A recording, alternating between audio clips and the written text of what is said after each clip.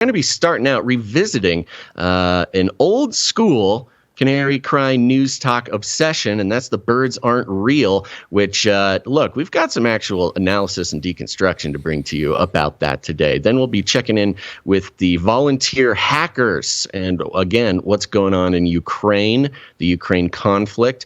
Again, some updates to the Russian space arm that we talked about last week that seem important. We're going to be checking in with an interesting trend going on in college admissions and what that means in America, not just for individuals, but for the trends of the future educated people of America, which, we're going to be living with that for decades.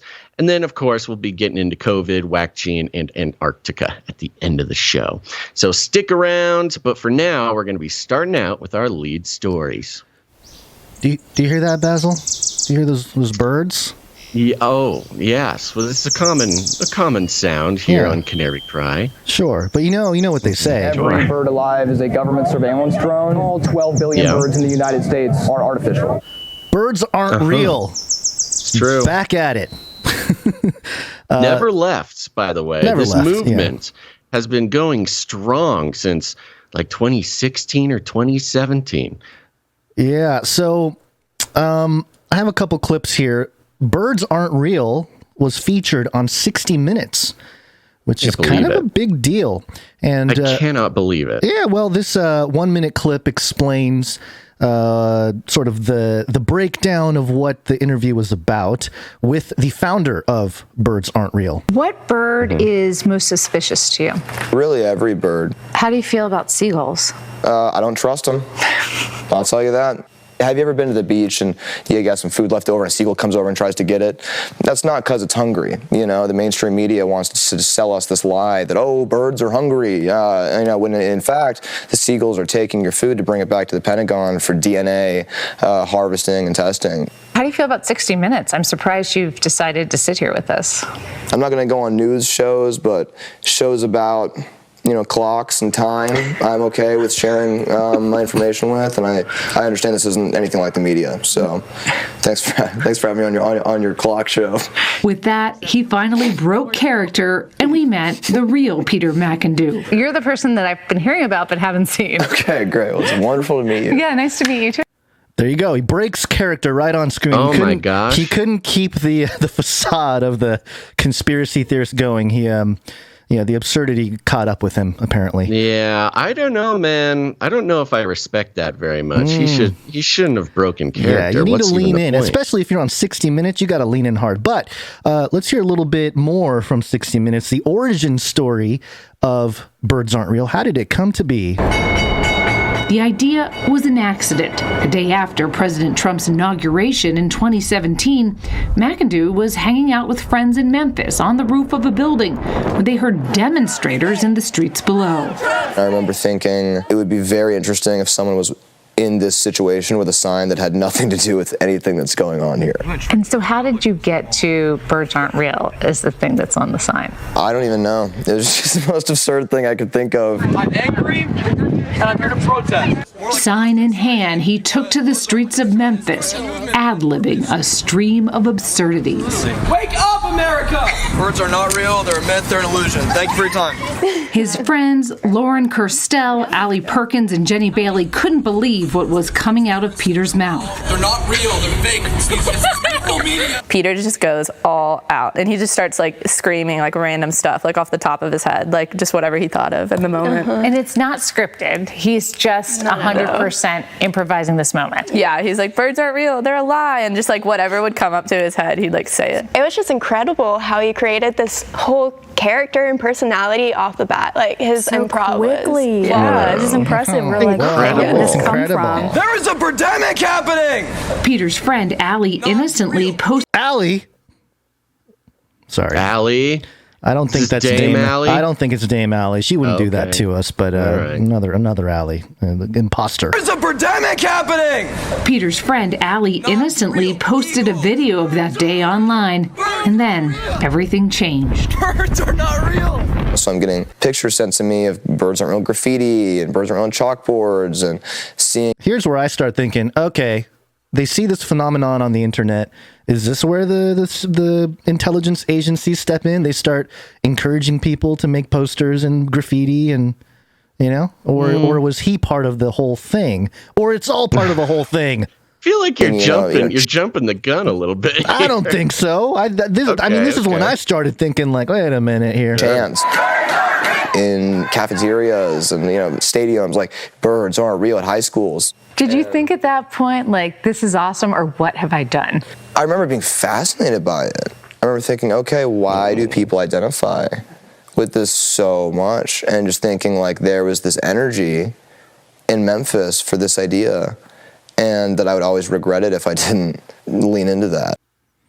So there you go. There's the founder, allegedly, of the Birds Aren't Real conspiracy satire, or whatever you want to call it. Art piece. Yes, art piece. I like to think of it as an art piece. I mean, I've always been a fan of Birds Aren't Real, and if you've never heard of it, you might be new to this show or something. But when it first popped up right at sort of the beginning of the Trump era, it was interesting timing, because really the start of the Trump era was the start of this idea that misinformation and disinformation are dangerous things that are lurking. It's always kind of been there. It was really the coming out party of making it a national, worldwide issue. Yeah.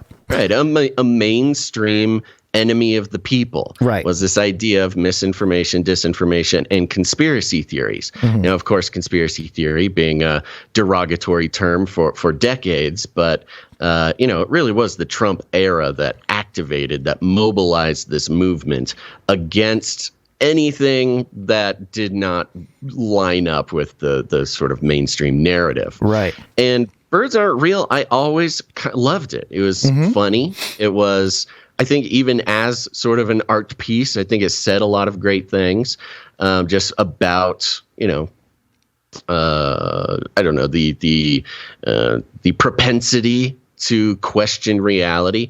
Some people and think of it about as right. Yeah, exactly. Yeah. I think that's what drew me to it, is like, hey, yeah, we can have fun and actually explore some humor in these types of things.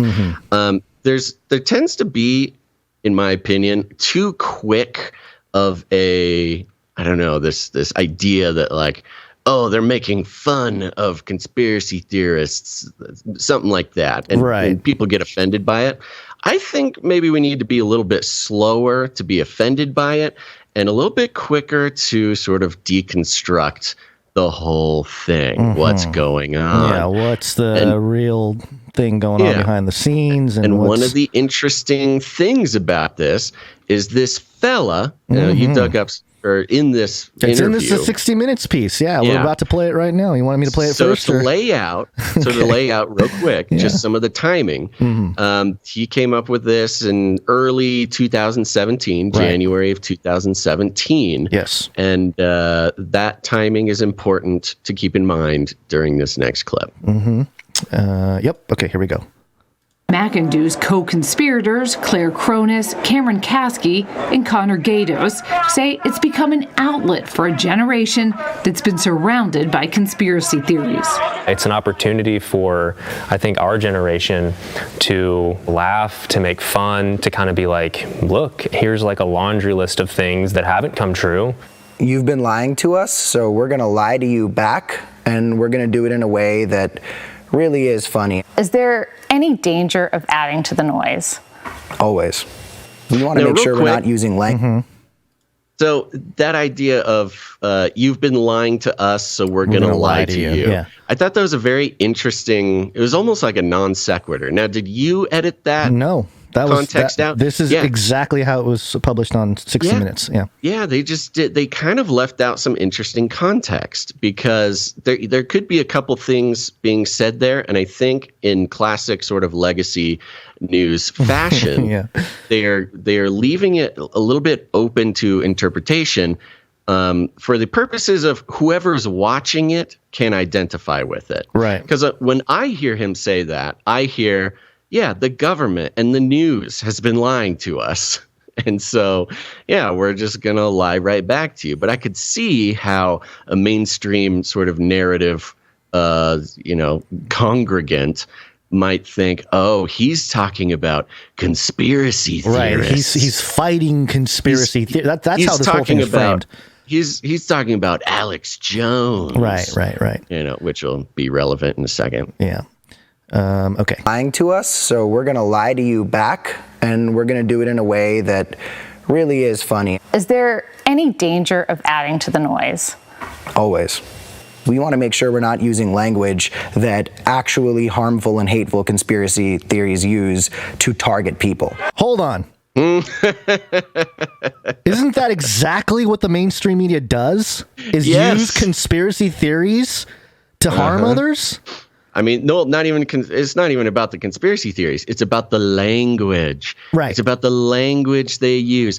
They don't. Again, and the idea that he could use language about birds that would harm, inspire hate crimes against people, is simply just a script he's reading. Like that, there's not a whole lot of logic behind that. No. We'll understand why. We got to get to the punchline here. Right. Hold on. We'll get there. But the point is, because I believe this is all building up to the punchline. Yeah, 100%. He's now taking this stance that his crazy conspiracy theory is it's different, because we don't use the language to inspire hatred, right? Like all those other conspiracy theories. So it really is fleshing out his purpose. Now, we already know he had no purpose in starting it, so all this was added afterwards. Right. I mean, he's building his own case. The guy talking now is one of the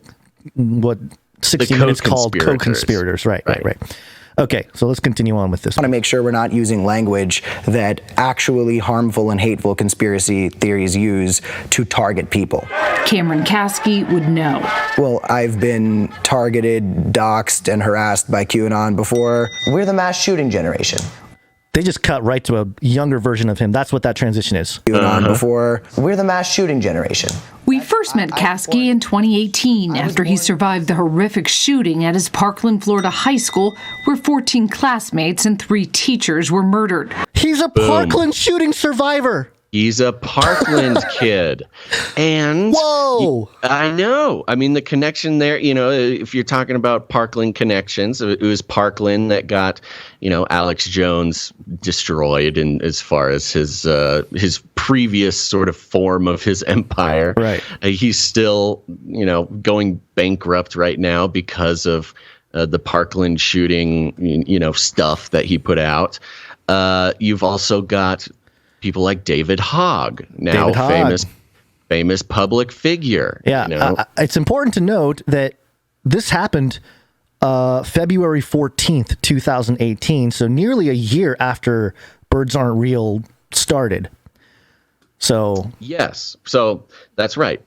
The Parkland shooting was after he even started this whole thing, right, which makes it even weirder. Like if he started it after the shooting, that's one thing, but doing it before, he explains why. He explains. Let's let him finish because he does explain sort of why he's on board with this whole thing. We're the mass shooting generation. Real quick, I do need to. I'm sorry. I do need to make a correction. Sandy Hook is what. Sandy Hook is what. Yeah, I was going to say Sandy Hook, but yeah, this Parkland also didn't help Alex Jones because it brought up all the Sandy Hook stuff. Similar stuff. Right. I didn't mean to. I got that mistaken as far as Sandy Hook and Alex Jones. Yep. Okay.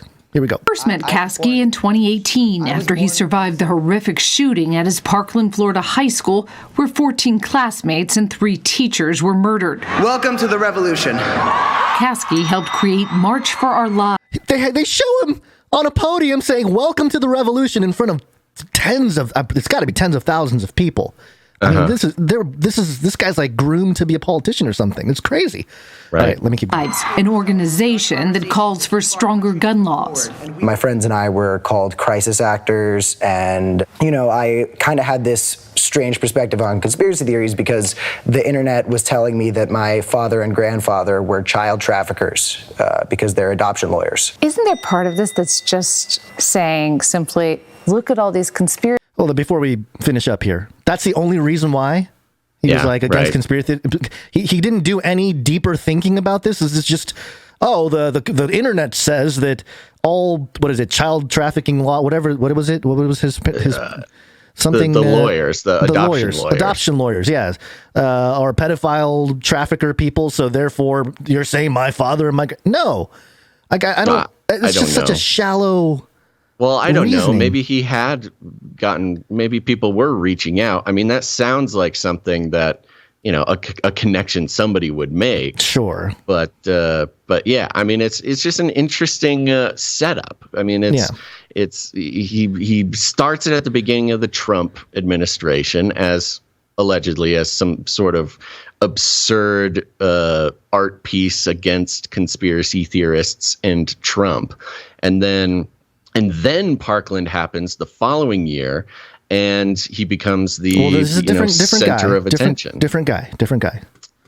I'm sorry. Right. I just mean like the group of kids involved. Sure. Yeah. Okay. Yeah, so it's just an interesting roster, I guess. Yeah. You're right. Yeah. This is the collab that happens post Parkland of this guy going, let me jump on board this birds aren't real thing because I want to push back on conspiracy theories or whatever is interesting in itself. But this seems to me like just a clear example of radicalizing the youth in America. Sure. And this is like our version of it. You get a shooting, you get trauma, you get some kind of revolution, you get the young guy, child revolutionary, right? A satirical sort of viral meme in Birds Aren't Real. I mean, it's all there. All of it is there. So let's just a few seconds left. Internet was telling me that my father and grandfather were child traffickers because they're adoption lawyers. Isn't there part of this that's just saying simply, look at all these conspiracy theories, they're ridiculous, and we're going to be ridiculous so you understand that this is ridiculous? And that's the idea. Fighting lunacy with lunacy. That's the idea. Fighting lunacy with lunacy. Yeah.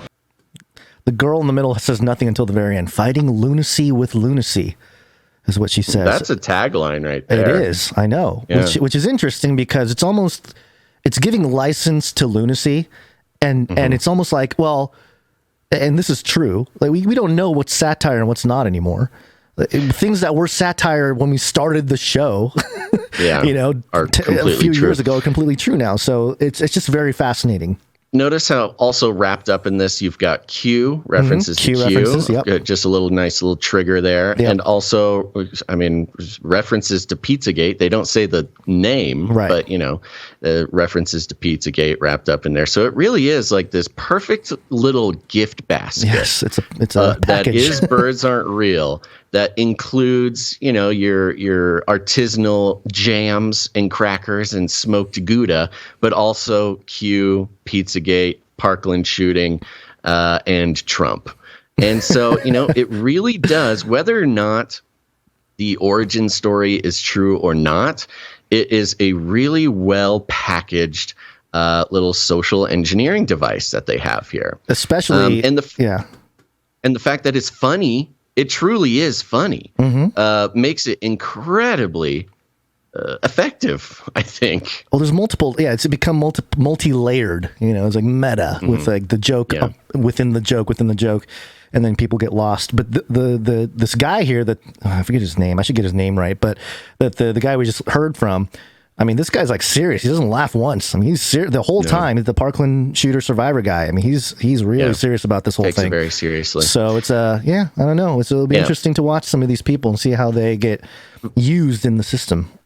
Right, and of course, everybody knows. They should know, and they do know. And even the sort of mainstream news media on the left, they know that conspiracy theories are a thing. I mean, there are.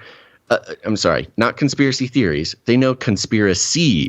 Because they talk about the January 6th conspiracy. Right. They talk about Trump's conspiracies.